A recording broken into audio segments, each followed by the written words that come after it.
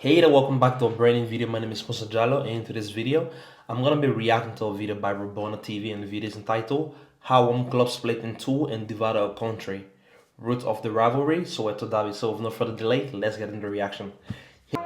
There are some derbies in football that transcend their locale, and the Soweto derby in South Africa embodies that sentiment. Not only does it divide Soweto, it divides Johannesburg, then it divides the whole country. Orlando Pirates and Kaizer Chiefs. They were founded in It divides Oh my God, this guy have my name though, Musa.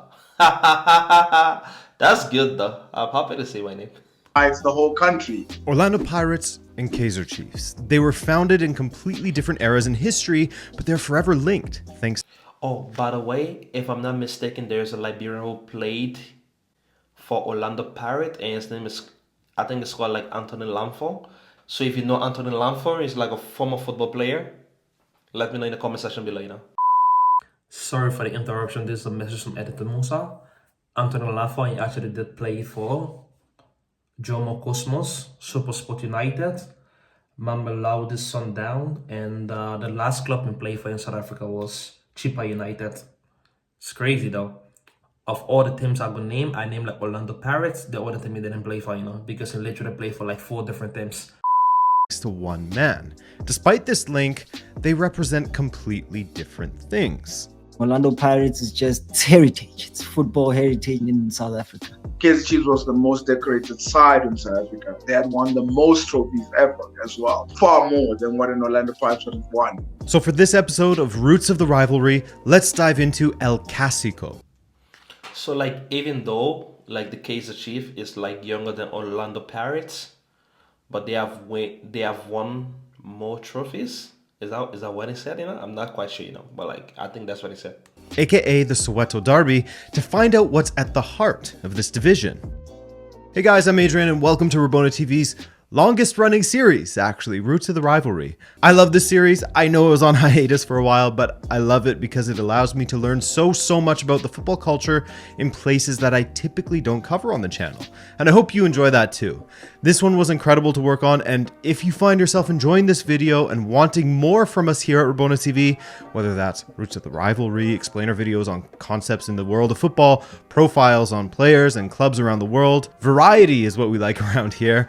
If you like variety as well, be sure to subscribe. As always, let's start with the foundational history of these two clubs, and similarly to how the foundational history of Inter is so deeply tied to AC Milan, you could say the same sort of thing here when it comes to Orlando Pirates and Kaizer Chiefs. So let's start with the older of the two clubs, Orlando Pirates. And guys, I apologize, but I'm doing my best with the pronunciation.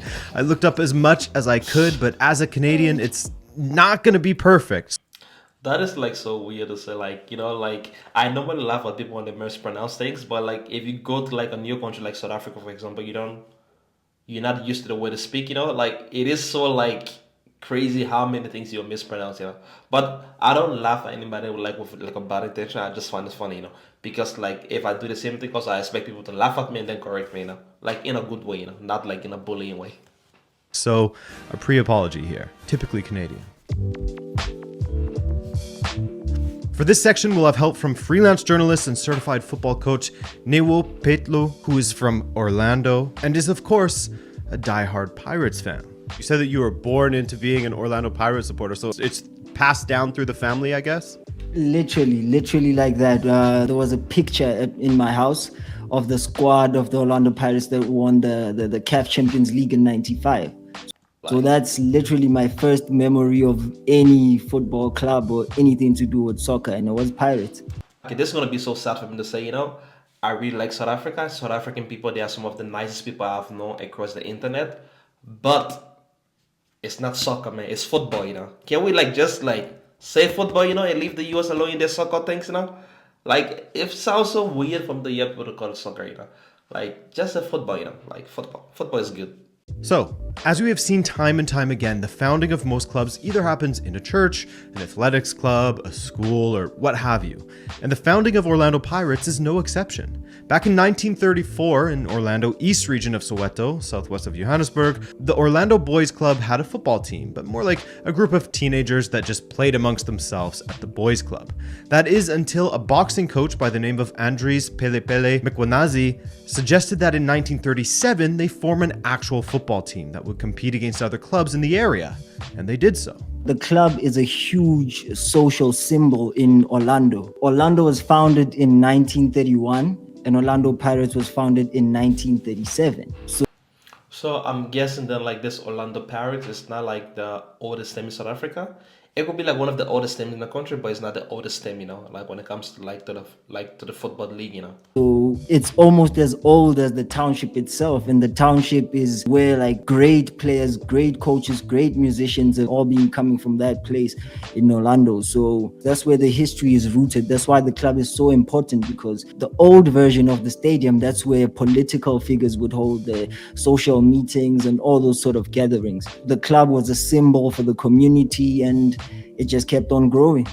In fact, Orlando Stadium is about a 2.5 kilometer walk from Nelson Mandela's famous home that has now been converted into a museum. That is like so crazy though, like 2.5 kilometers. So it's like literally in the same area. Oh my God. It's like me walking from here to go to like the shop. That is like so crazy though. It's like in the same area literally. It's a lot of history though. Like it's a lot of history.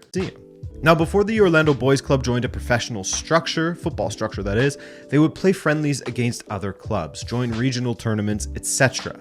And they won everything they competed for at that level. The Orlando Boys Club joined the Johannesburg Bantu Football Association in 1937, and according to the club's official history, they played without any kits or even footwear until 1940, when a local social worker gifted them their first kits, hand-me-downs from a local club called Firi Firi, which had a big P on the front of the kit. The P, coupled with Pele Pele calling the boys "I'm a pirate" 1 year prior, was too much of a coincidence for the club to identify as anything other than pirates. Imagine them playing like all those years, without like football boot or kit, but they were like still winning. I feel like that's the reason why football is like really popular in Africa, because like the barrier to entry is like really, really so low. Imagine if you want to like play like basketball, for example, you need to have like new sneakers every time. Every 2-3 weeks you have to like get a new one. Like okay, 2-3 months you have to get a new one because they spoil so easily. But like with football, it doesn't really matter. If you don't have a ball, you can make like a ball yourself. And then you're still gonna kick it around, have fun doing it. And then if you don't have a boot, you can play like bare feet. It's still gonna be fun doing it. So like, I feel like that's why football is like really so popular in Africa, because the barrier to entry is like so low. Imagine you want to play like a sport like golfing. You need to join the golf club. You need to have a membership, for example. You need to have like your golf cart. You need to have like all those things that use to swing the ball, and you need to have like somebody walking around helping you to play. So it's like so crazy. But football doesn't have all that. That's why I feel like it's so fun when it comes to football. That's why I feel like almost every African that I know, they know football. They like football. They have played football before. Though their club badge with the skull and crossbones wouldn't come to be until the 50s, about a decade after they'd changed from the Orlando Boys Club to the Orlando Pirates. As mentioned prior, Orlando Pirates were winning everything in the early days, and they continued to be dominant through many decades, the 40s and 50s, the 60s, etc. Of course, it's important to remember that the structure of South African football at the time was fractured, as this was during apartheid. It wasn't until 1978 that there was the first multiracial league in South Africa. 1978. That's not a long time ago. It's like less than 60 years ago. That is like so crazy to think about. It wasn't that long ago. Damn, bro. In fact, but all the while, Orlando Pirates were successful and a symbol of. So it's almost sort of like a cultural epicenter, I guess, is what you're saying. That area. Yeah. And that's really what the club is all about. It's about African greatness. It's about South African greatness more than anything. And then you take it down to the most micro version of it, which is a societal thing. So people from Orlando will have rivalries with people from other townships, from the other 28 out of 29 townships that are in Soweto. So it's that sort of thing. Orlando Pirates is just, it's heritage. It's football heritage in South Africa. And funnily enough, the birth of what would become their biggest rival would come from within Orlando Pirates, by way of one young man named Kaizer Motaung. Now, this is important. Oh, so this guy was this Kaizer Motaung. He was the one who would like the Kaizer Chief was named after, you know. That's good to know. I didn't know that. You know. Important, as Kaizer Motaung is someone who both links Orlando Pirates and Kaizer Chiefs together forever, and he's the reason for their rivalry. How is that so? Well, let's start from the beginning. Kaizer Motaung joined Orlando Pirates as a 16-year-old, and his impact was fantastic. He was a brilliant player who would later leave Orlando Pirates at the age of 24 to go and play in the NASL in North America. At this time, the NASL was making a concerted effort to draw talent from around the world. Kaizer was no exception, as he went to play for the Atlanta Chiefs. You see what's happening here? Oh, Kaizer Chief, Atlanta Chief. That is like, who would have thought that? You know, imagine if this two clubs today, they are sister club, but I don't think like this Atlanta Chief is still in existence today. You know, damn though, that's like so crazy that the link. Well, let's bring in Shakes Rampidi now, the host of the podcast Playing the Field with Shakes, and hear what he has to add to this conversation about Kaizer Motaung. Deserves a lot of credit because when he went and played overseas, you know, he was playing in America and making a name of himself. There is that famous picture with him and Pele as well. And then he came back and he was playing for Orlando Pirates. He finds that there's a little bit of division within the club. Some people even saying that the players were being chased out of Orlando Pirates because they played unofficial matches on the side. While he tried to speak for some of the players, you know, the diplomacy, this is what happened, this is not what happened. And he couldn't solve that. He decided to just break away and start his own team. It's noted that Motaung himself, given his love for Orlando Pirates, didn't take the decision lightly, and initially, the team that he put together wasn't even an official team. Going by Kaizer 11, this team consisted of former Pirates players and other talent they managed to pick up from the Soweto region.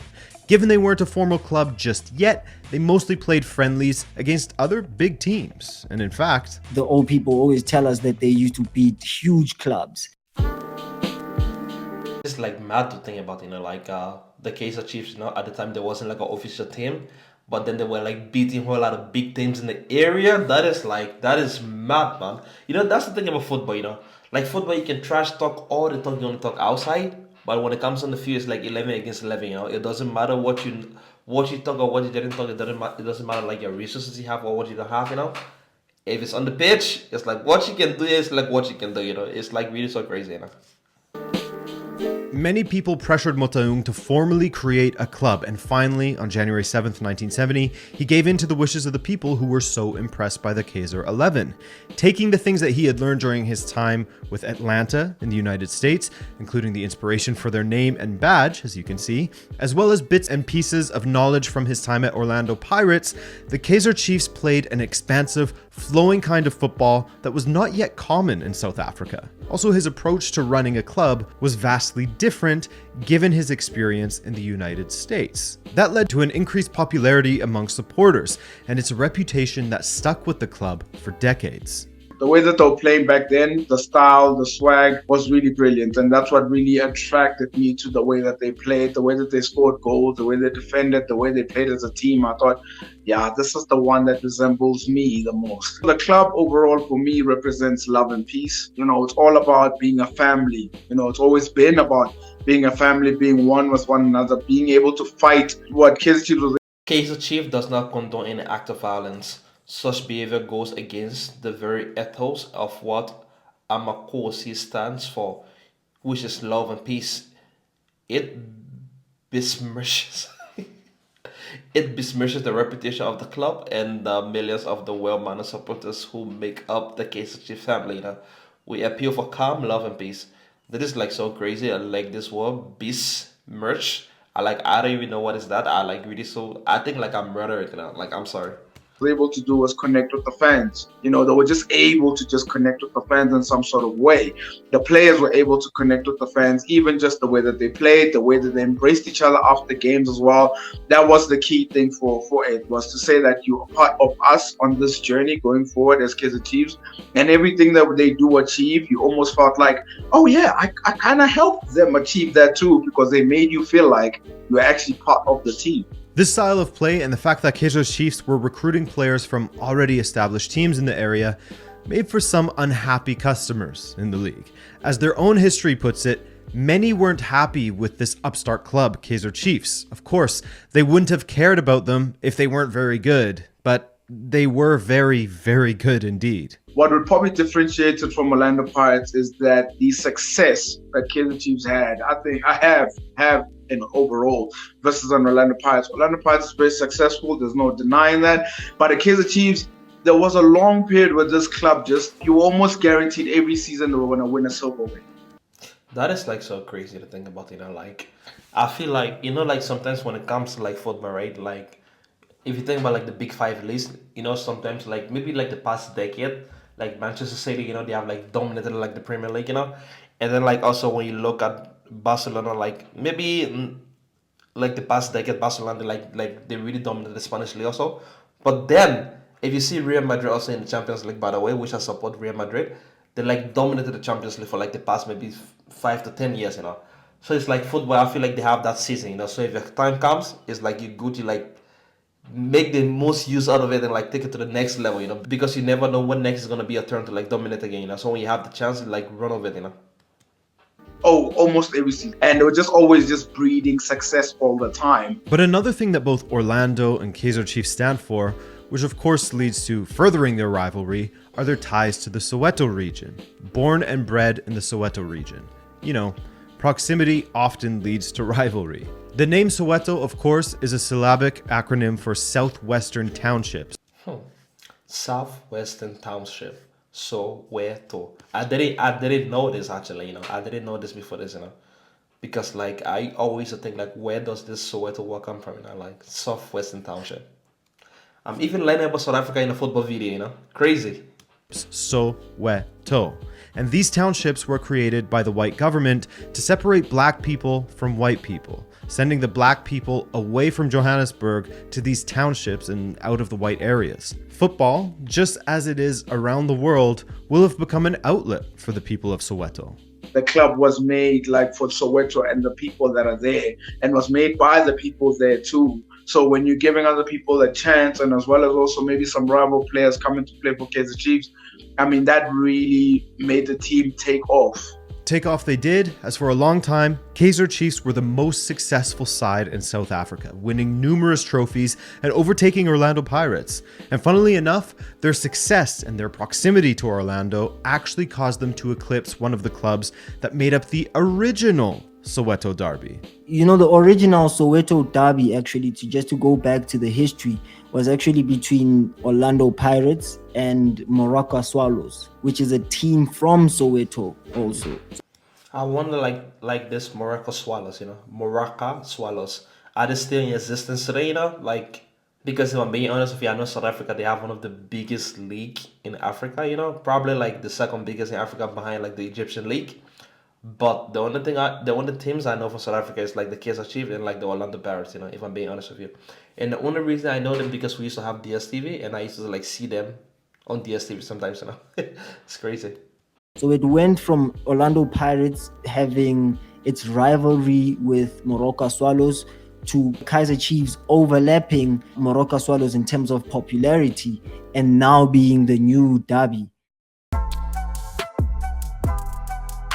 So let's get to the very root of it, shall we? As always with this series, we like to see how the rivalry started and what caused it to continue. Now, of course, we recognize that, as in most cases, the origin of the rivalry, be that an economic disparity between the two sets of fans from each club, a religious or some other cultural divide, etc., whatever it may have been, often isn't still at the root of the rivalry today. It started the rivalry, but you get fans of all kinds of points of view and social status supporting clubs based on preference rather than some other reason, or it was passed down to them. But still, what started the Soweto rivalry and how it became the biggest rivalry in South Africa, I'm sure you could have guessed by now that Kaizer Motaung, a former Orlando Pirates player, one of their own if you will, is absolutely at the heart of it. From the 70s, it was about the initial split. So the tension started from, now Kaizer starting his own thing, we're going to show them we're the best. A player comes and plays for your club, suddenly leaves your club, suddenly goes and creates his own club, and suddenly he's playing against your club. And we're talking about teams that Like that is crazy, you know. A player leave your club, create his own club, and play against a club and is winning against a club. That is like so sick, man. But I wonder, like this case, a guy during the time he like created Orlando Pirates, was he already retired from football, or was he like still playing in the team? You know, because that would have been so sick that you have your own team, but you're like a member of the team playing on the field. You know. are created not far apart from each other. So they created very close to one another because they're both in Soweto. When it happens that they're very close, they try to obviously fight for bragging rights, fight for their own Kaizer Cheif, record-breaking team, winners of all competition in 1984.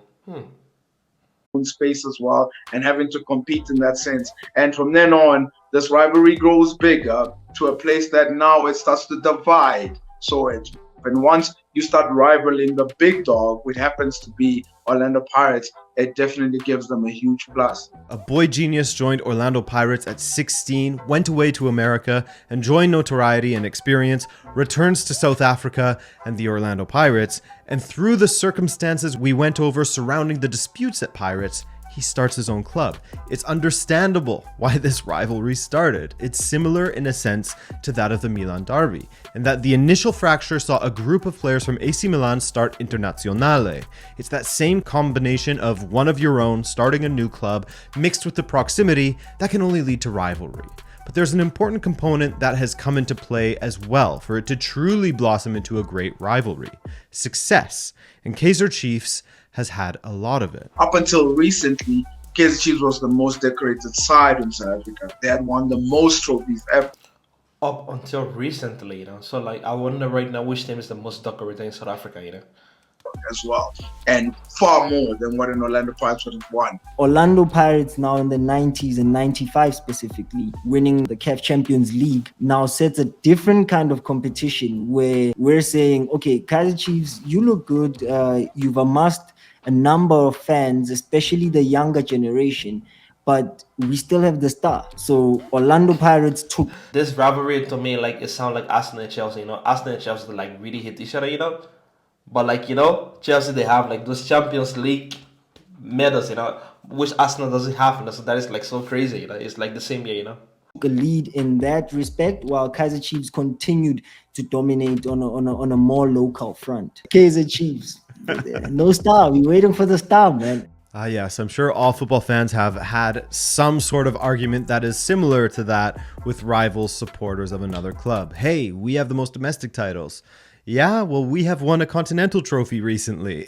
It's all very relatable. On top of this, there's a difference in how the clubs were marketed. Orlando Pirates pointing to how they are a club that has grown with the Orlando region. As you'll remember, they were founded just 6 years after the founding of Orlando, while Kaizer Chiefs resembled a more modern, flashy, and flowing style of football, to put it simply. Kaizer Chiefs have always been called the Glamour Boys, and Kaizer Is similar to that with rival supporters of another club. Hey, we have the most domestic titles. Yeah, well, we have won a continental trophy recently.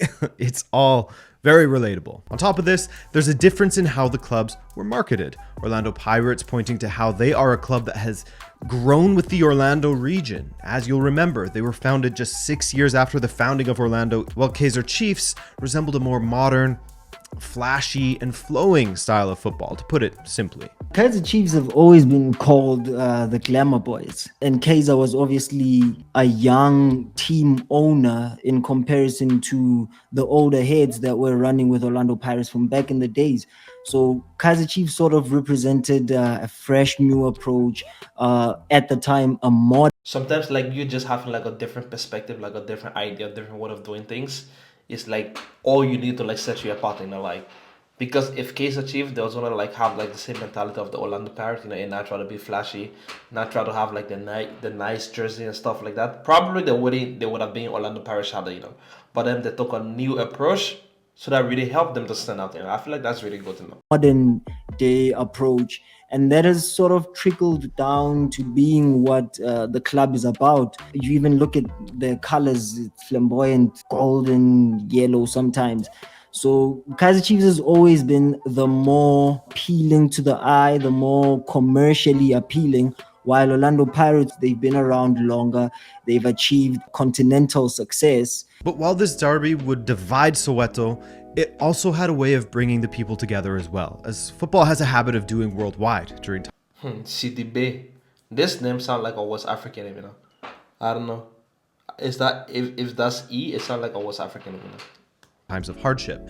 It has the ability to simultaneously divide and unite. And given the inception of this derby came on January 24th, 1970, the first match between these two sides in which Orlando Pirates won, actually, this was still during a time of apartheid in South Africa. You must understand, apartheid also played a role in terms of what was happening within the country, and football was almost the lease of life, was almost the least to sort of get away from what was wrong. And from then on, you find two teams that are just competing, but they're competing with the ball, they're competing on a pitch and trying to win those bragging rights. So it's almost like the clean way of fighting for bragging rights, the clean way of fighting for fans to support you. And it was almost enjoyable for fans to be able to pick a team in terms of which one do you pick. Do you go left, do you go right? It brought joy. I feel like that's one of the good things of football, right? Like no matter like what's happening in the country, you know, everybody like football. You know, football is like so fun for people to play. You know, people have fun doing it. People love the game. People love to watch the game. You know, like similar things. Again, not similar situation, but something like this happening in Ivory Coast or Cote d'Ivoire. Didier Drogba, like during the war, he like literally called for the whole country to have like a ceasefire, you know, for them to go and watch and play, you know. And that ceasefire, it was what led to like the peace talk to start, you know, and then like they stopped the war in like the Cote d'Ivoire, you know. So that is like so crazy to think about, you know, like so football is like really so powerful that way, you know. And it brought sort of an outlet during a very difficult time, is what you're saying? Yes, 100%. It brought a whole lot of joy. I think a lot of people, I mean, were working difficult hours, were working difficult jobs, some maybe even going through painful times. But every single time, whenever that game came about, you know, people were just like, okay, great, let's grab our popcorn, let's grab our stuff. And they were looking forward to this particular game because for that 90 minutes, I mean, that's when your worries go away. All you just look at is people with the ball playing some really good football. So it was the moment of they could really get away from what is wrong in the current sphere at this moment.